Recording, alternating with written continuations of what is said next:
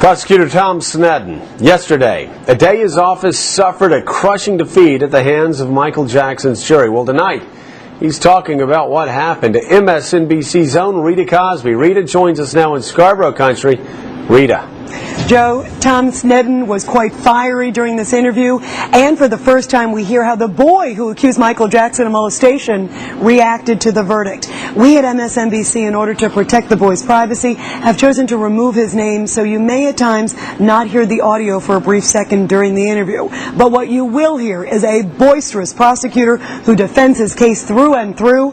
First, I asked the district attorney if he was personally devastated by the jury's decision. We felt that we did the best job that we could, and that's it. I mean,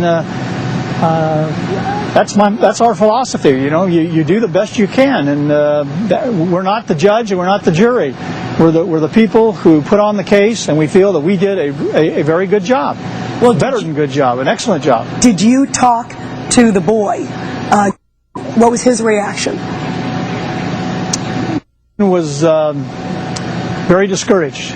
He was, as you would expect, a young 15-year-old boy who everybody in the world now knows the jury didn't believe what he said, was very discouraged. He couldn't understand it and was down, and I talked to him at length and told him to get his chin up, that he was a very courageous young man and that he had done the right thing. And, you know, that's the whole thing about this, is, we did the right thing for the right reason. He did too, and it didn't go our way, but, you know, life goes on, and his life will go on, and it will be a very good life. He's a very courageous young man. What did he say to you specifically? He asked me a couple of times, what happened? Why didn't they believe me? Why didn't, And I tried to explain to him that I couldn't tell him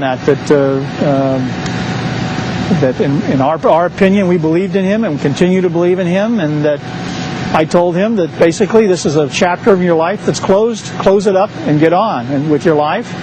Go back to school, play your sports, and be a good person, be somebody, and he will, because he's that kind of person. Is there any doubt in your mind after talking to this boy that Michael Jackson did not molest him?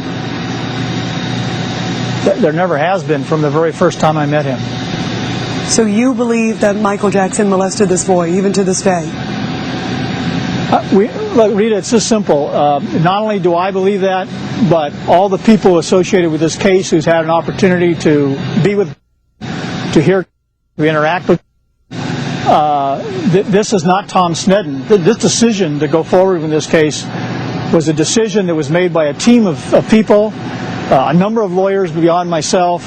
And there isn't a person involved in that decision that in any way, shape, or form has ever wavered in their belief that was telling the truth. And you believe that to this day? Of course. The jury, though, another team, 8 women, 4 men, said no way. They said the evidence wasn't there. That's what they said, and I don't quarrel with juries. But you're asking me what my belief is. And my belief has not wavered, and it will not waver ever in that regard. And that's why we have juries, instead of having prosecutors make those decisions. Is it possible, though, sir, that this boy and this mother, who have lied before in other cases like the JCPenney case, totally fooled you guys, and they were lying again? No, and that's a misrepresentation of what happened in JCPenney's. How so? Because even it sounds like she had exaggerated some things before. Well, all right. Exaggerating is not the same thing as being a liar. And what a mother does and says is different from what a child says or does. And you were asking me specifically about, and I don't think that if the mother had even done something wrong, that you visit the sins of the mother on the son. If you have real belief in the integrity of what the young child was telling you. So I think that, this tendency to kind of mesh these things together as if one's dependent on the other, I think, is probably a fallacy which a lot of people have bought into, perhaps even the jury. But like I said, I'm not quibbling with the jury's verdict.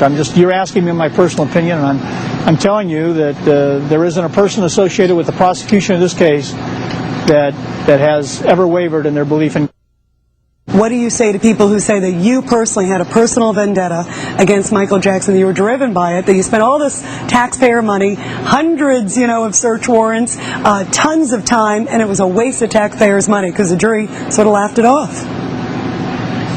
Rita, first of all, there weren't 100 search warrants in this case.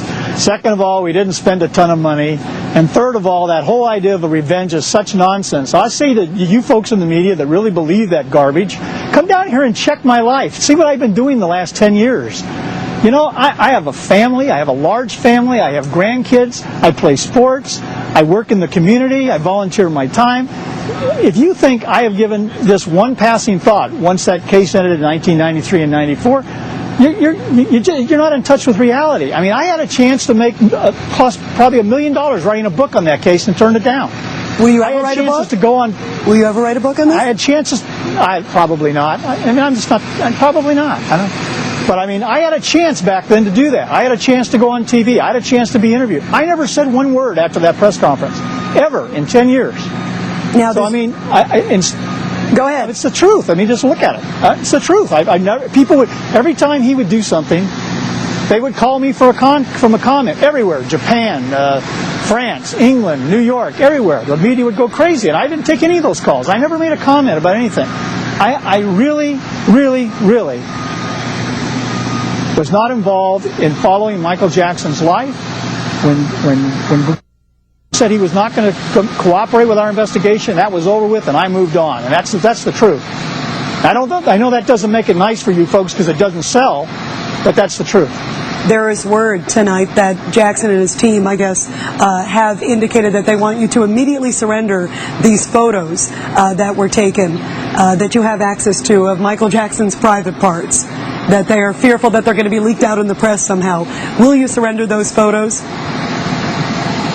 Rita, that's just another instance where the defense team doesn't know what they're talking about. I don't have those photos. The sheriff's department doesn't have those photos.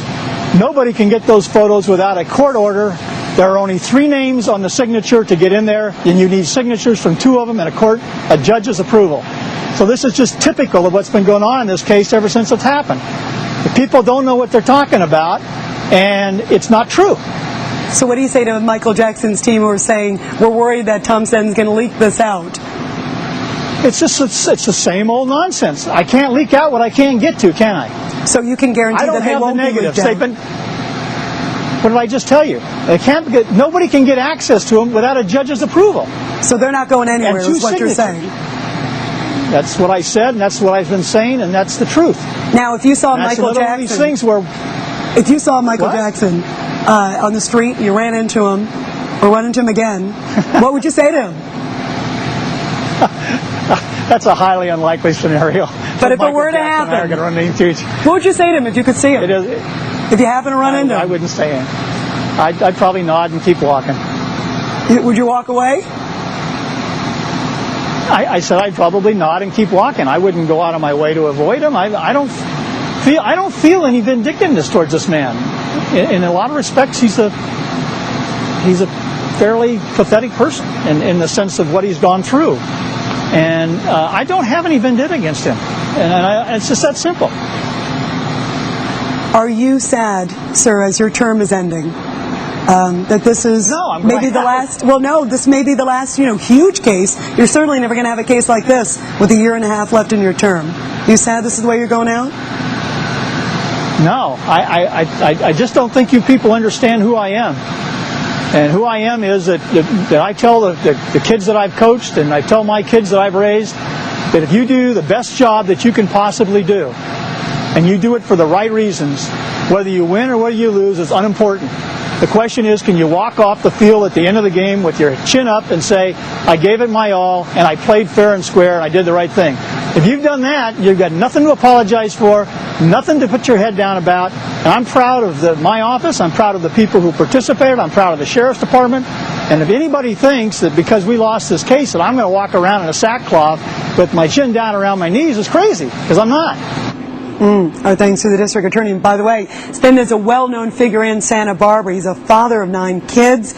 He became the district attorney for the county in which Neverland resides in 1983 when Michael Jackson was already a household name and a megastar. And Joe, as you can tell, he does not shy away from some pretty tough questions. Man, Rita, that was an explosive interview. Now, you talked to the other side today also. What is the Jackson family going through today? You know what? Just sheer relief, Joe. They just seem to be so joyed and so happy over the decision yesterday. I don't think anybody knows, how the decision was going to go yesterday when the jury verdict came down. Both sides had no idea what the outcome was going to be. So I think incredible relief. The other thing I'm also gathering is that Michael Jackson, a very close person to Michael Jackson, said to me today he is mentally and physically exhausting. He's sleeping, but they also say he's planning the next step in his career, always looking ahead. And my understanding is that they had a big event most of the time yesterday in Neverland for the several hours after the verdict came down, and now most of them are going back to their homes trying to go on with their lives. Joe?